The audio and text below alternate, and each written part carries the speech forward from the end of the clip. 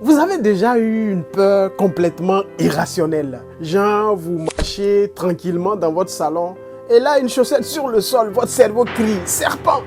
Ou pire encore, parler en public. Rien que d'y penser, certaines personnes transpirent comme si on les avait mis dans un sauna gratuit. Ah, la peur! Cette merveilleuse sensation, je dirais, qui te fait transpirer comme si tu venais de courir un marathon alors que tu n'as fait que penser à prendre la parole en public. Rappelez-vous de la méthode CAFI. C'est cette méthode simple-là qui t'aidera à prendre le contrôle de ta vie et de ton mental. Aujourd'hui, on va voir comment dépasser toutes ces peurs-là avec cette méthode-là. Parce que oui, la peur, c'est un peu comme un mauvais voisin. Malheureusement, lorsqu'elle s'incruste, elle prend de la place et elle t'empêche de vivre tranquillement. Mais aujourd'hui, on va l'aider à faire ses valises. Je dirais tout de suite qu'à l'époque de nos ancêtres, la peur c'était utile. Tu entends par exemple un bruit dans la brousse, tu te dis que c'est peut-être un lion. Donc ton cerveau active le mode soit tu fuis ou soit tu restes pour combattre. Tu décides de courir très vite et de sortir de ta cachette. Là tu échappes au lion et tu survis. Bravo! Mais aujourd'hui, malheureusement, ton cerveau fait la même chose, même quand il s'agit d'envoyer un email important. Il panique pour rien. Entre nous, sérieux. Tu sais pertinemment que personne ne va te manger si ton message contient des fautes d'orthographe. En gros, nos peurs sont rarement basées en réalité sur des dangers réels. Elles sont souvent des projections mentales qui nous bloquent et nous empêchent malheureusement d'avancer. Mais avec les neurosciences et la faculté de neuroplasticité du cerveau, on peut programmer ça. Et c'est ce que nous allons voir maintenant. On se rappelle de la méthode CAFI. Le K pour la clarification, le A pour l'action, le F pour le focus et le I pour l'intégration. Une méthode simple et efficace qui va littéralement reprogrammer votre cerveau contre toute peur que vous pouvez avoir. En première étape, c'est la clarification. Parce que oui, avant de combattre une peur, faut-il déjà comprendre ce que nous affrontons? Vous avez par exemple peur de prendre la parole en public. Ok, mais c'est la peur de quoi exactement? Est-ce la peur du jugement? Est-ce la peur de l'échec? Ou encore c'est un exemple antérieur ou une expérience antérieure, une récitation manquée au CE2? Pose-toi ces questions-là. Quelle est ma plus grande peur? Quelle est la pire chose qui pourrait arriver avec cette peur-là?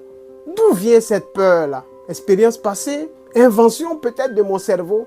Quand tu arrives à mettre la lumière sur ta peur, elle devient déjà moins effrayante. Clarifier, c'est donc identifier, je dirais, notre ennemi invisible dans notre tête. Car souvent, la peur, c'est juste une illusion amplifiée, malheureusement, par notre cerveau.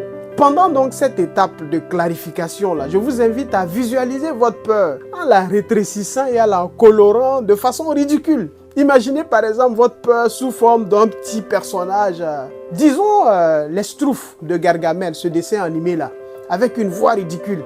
Hein? C'est moi qui te fais peur? C'est ridicule, hein? Vous voyez? Ça change tout, n'est-ce pas?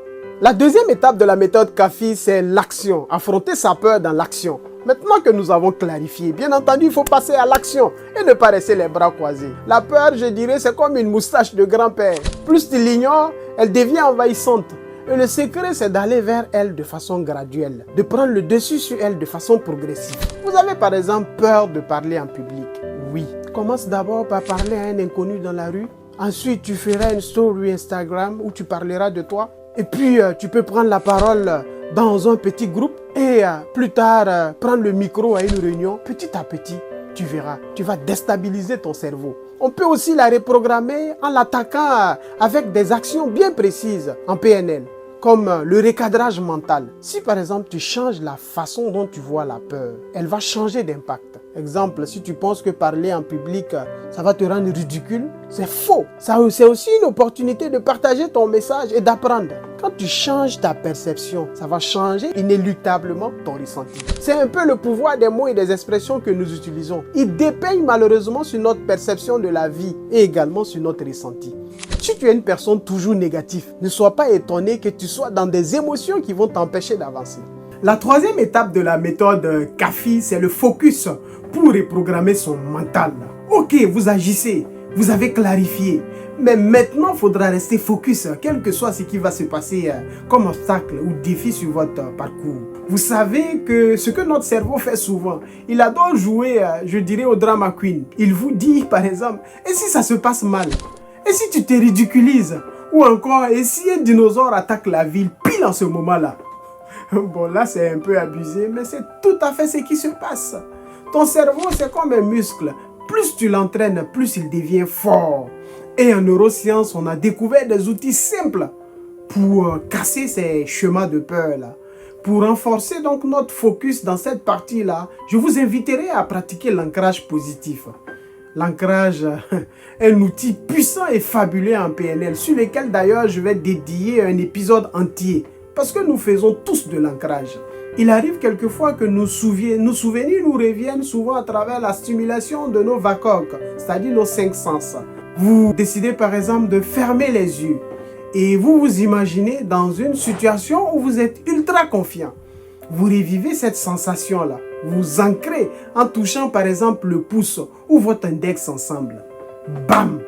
À chaque peur, refaites ce geste et votre cerveau va se réconcilier directement à la confiance. Et la dernière étape, c'est bien l'intégration. Transformer la peur en habitude. Parce que une nouvelle habitude, c'est comme une salle de sport. Au début, ça fait mal. Mais après, c'est du pur bonheur. Plus vous affrontez votre peur, plus votre cerveau va s'adapter.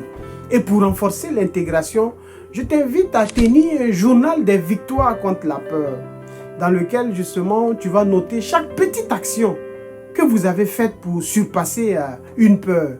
Vous allez voir, en un mois, vous serez une nouvelle version de vous-même. Chaque fois que tu fais un petit pas vers ta peur et que ça se passe bien, ton cerveau enregistre ça comme une victoire. Plus tu répètes et plus la peur va diminuer. Et voilà, nous venons de parcourir les 4 cadrans de la méthode CAFI afin d'analyser nos peurs. Maintenant, nous allons faire un exercice pratique avec des questions que d'ailleurs je donnerai en accompagnement d'une personne en coaching. La première étape, c'est le diagnostic de notre peur avec les questions suivantes. Qu'est-ce qui te fait peur exactement? La prise de parole en public. Ok. Quels sont les pires scénarios qui te viennent en tête? La réponse, ça peut être je vais me planter, je vais perdre ma voix. D'accord. Et quelles sont les émotions que tu ressens quand tu penses à cette peur-là? Je vois de l'anxiété, la honte de ma vie. D'où vient cette peur-là? C'est peut-être lié à des croyances inculquées. Quand par exemple j'étais enfant, on m'interdisait d'intervenir dans les conversations des adultes. J'ai même été puni à cause de cela plusieurs fois. D'accord. Et quel serait le bénéfice pour toi si tu dépassais cette peur-là? Je serais moi-même, je déploierais tout mon talent avec authenticité. La deuxième étape dans ce questionnaire, après avoir bien entendu fait le diagnostic de notre peur, c'est de découper donc cette peur-là en de mini-défis avec les questions suivantes. La première question, quel serait le petit pas que tu pourrais faire aujourd'hui pour commencer à affronter ta peur?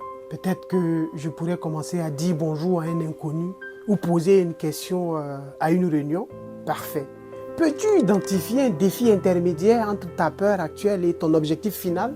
Ça pourrait être par exemple présenter une idée devant 3 à 5 collègues. D'accord. Comment pourrais-tu rendre cet exercice-là plus ludique et plus agréable?